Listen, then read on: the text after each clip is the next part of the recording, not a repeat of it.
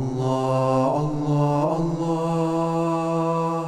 Allah, Allah. So life is actually everywhere give us lessons, but sometimes we don't learn.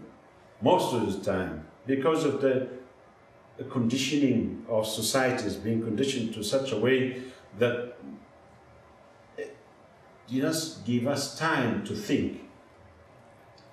Because if someone, for example, a few friends, one take a cement, one take water, one take some sand and all this, go to the airport and build a house inside the, what do you call, the waiting lounge. The police will come and say, come on, get out from here. They will find you, probably they'll lock you up, and your photograph will be in the front page of the newspaper. 3 Muslims building a house in the airport. Or 3 Sufis. What's wrong with them? They don't think, they don't this. But this is exactly the same thing. So this life, it is basically, it's like an airport. We land here for 100 years, 150 years, or wherever that God, He have His distance for us to live, and then we move on. But instead of preparing ourselves, we try to start getting engaged in things that we know we're going to leave them behind. So when we come to leaving things behind, it's actually the only very few things that could benefit us. That's real knowledge, and some form of a charity that could help humanity, benefit them. But back to the child again.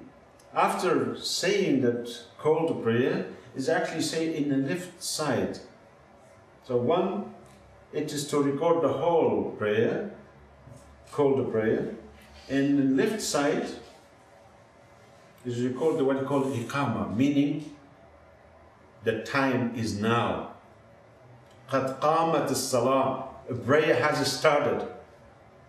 So the child here is, the doctor's looking, the nurse is looking, what are you saying in his ear? You're saying to him that in short, you're saying that قَدْ قَامَتِ الصَّلَاةِ, a prayer has begun. So your time here, it, as a human being, have a purpose, and this purpose is to find the truth and also to develop your capabilities to the greatest way possible. And there is no limit or end how far actually a human being could develop. And this, the La ilaha illallah, we say on a chart of knowledge, La ilaha illallah Muhammad Rasulullah, and this is part of the call to prayer. This is the key to reach the ultimate aim, with unity of the self, unity of time, and unity of place.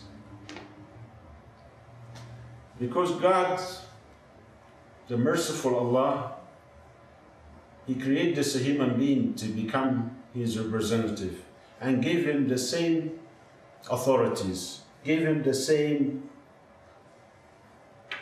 expansions if he become aware of himself. Because he say saying, neither my heaven or my earth contain me, but the heart of my true believer contain me. So how God actually could get inside someone's heart? They say you have to cleanse this heart. There is a great Sufi master, Jami. He have a poem which he say the word La meaning no. In Arabic, La is actually looks like a broom, the old brooms that you use, people with their hand to sweep the floors. It looks like a broom to wipe, cleanse the heart. So he said with La ilaha illallah. This is called remembrance of God. So you remember Allah, remembering God in meditation by saying this formula, La ilaha illallah. And this is cleanse the heart. And so many in different Sufi orders, they use a different method of how to use. You could say it, for example, quietly to yourself. You could say it perhaps with a little bit of movement with the body. But also you could say it, this is when you are alone. You say it with rotations of the head, which is say La, because the negative force is from beneath, and you are bringing a new and fresh energy to the heart. So to say La, there is no, and you turn from the right, from the left of the heart, you turn to the right, but in a circle. So your head goes around toward the solar plexus, the gate in here, which is actually here the center of what you call the secret of a human being. So the La ilaha, that is, so these are lower motions of the head from the left to the right, La ilaha, and then upward, illallah, except God. There is no God, there is no boss, there is no master, there is no one could control me, nothing, except God. And by saying this and maintaining this, it is like you have a hammer and you are hitting this heart to the fountains of youth, the fountain of knowledge, the fountain of realization. It is open.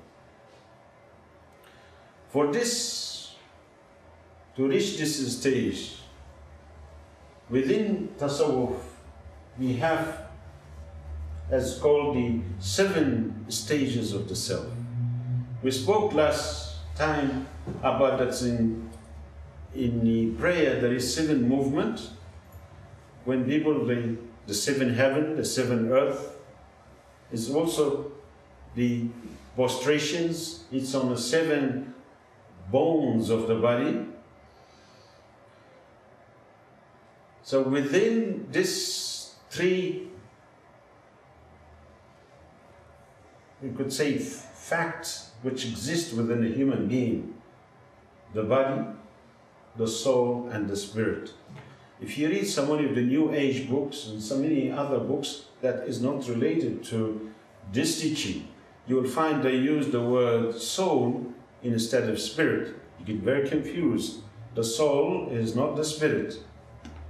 It's a very loose teaching, and it could get your traveling, like someone give you the wrong map, and you end up somewhere else. So for this, with this great teaching based on divine teaching, that's the Sufi teaching, based on a divine teaching is the hard teaching of Islam, and based on what you call mukaffaf. Mukaffaf meaning everyone within Tasawwuf, he have hold in one way or another a hand of somebody else before him. Mukaffaf meaning those who hold hand.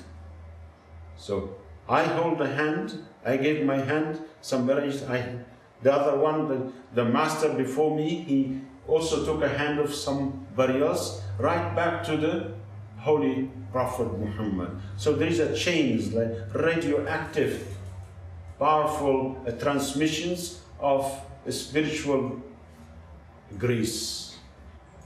And this is called in Arabic barakah, blessing. Without this, of course, the way to God is not limited to this. This is the safest. You know, if someone is say, well, I have very 4-wheel drive and I just want to forget the nice, this road is a little bit too soft for me. I want to do it the hard way. I want to drive across the desert, just want to, see how I'm going to have my strength and my development, and I want to develop things myself.